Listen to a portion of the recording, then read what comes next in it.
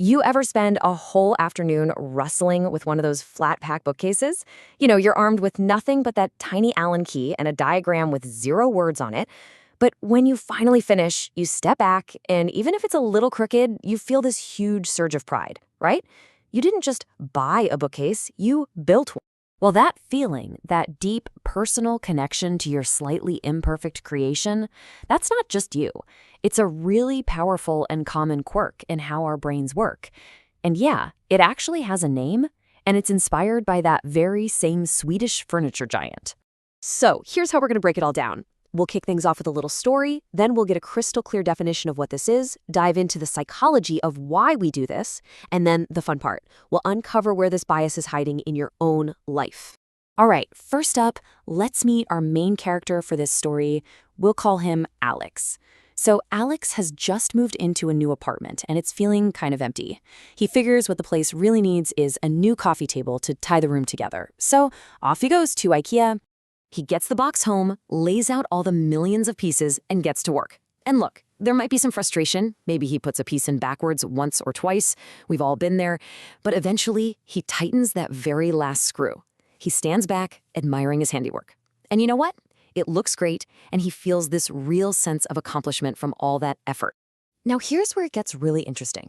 A year goes by, and Alex is moving again. He decides, okay, I'll sell the table. He does a quick search online and sees that similar used tables are selling for about $100. But Alex thinks, no way, mine is special, I built it. So he lists his for $125. See that gap? That's the whole thing, right there. In his mind, he's not just selling a table, he's selling all the sweat and pride he poured into it. Alex's story is the perfect setup for what researchers call the IKEA Effect. So what is it exactly? To put it simply, the IKEA effect is our habit of overvaluing something just because we had a hand in making it. It doesn't matter if you built it from scratch or just put it together from a kit. The fact that you were involved, that you put in the effort, inflates its worth in your own mind. The researchers who studied this, Michael Norton, Daniel Moshon, and Dan Ariely, they came up with the perfect phrase for it: when labor leads to love. The effort we pour into something literally makes us fall in love with the result. And this doesn't just go for furniture. It applies to pretty much anything we create. So the big question is, why? Why does this happen? What is going on inside our heads that makes our own hard work seem so incredibly valuable? Turns out, it's all about some really basic human needs. It really just boils down to our deep-seated need to feel competent and effective. I mean, successfully building something, no matter how small, it scratches that itch. It gives us this powerful feeling of accomplishment. And to protect that good feeling, our brain does this little trick. It justifies all the effort we spent by telling us the thing we made is way more valuable than it really is. But, and this is a big but, here's the catch, that warm, fuzzy pride can actually become a blind spot. It can stop us from seeing an object's true, objective market value.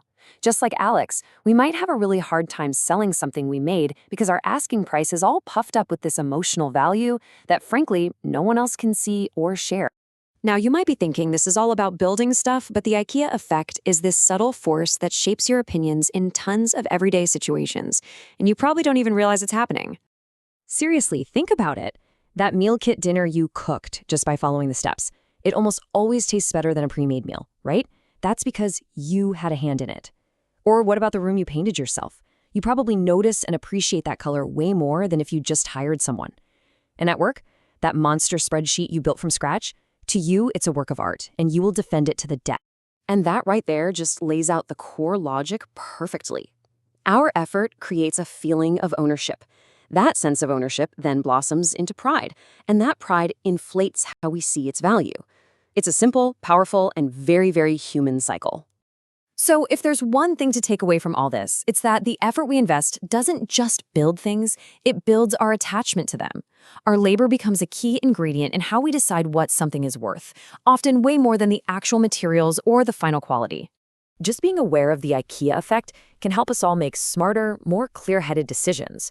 So the next time you finish a big project, go ahead, enjoy that feeling of pride. You absolutely earned it. Just remember that the value you feel might be your personal reward, not its actual price tag. And knowing that, well, that's a pretty powerful thing to understand.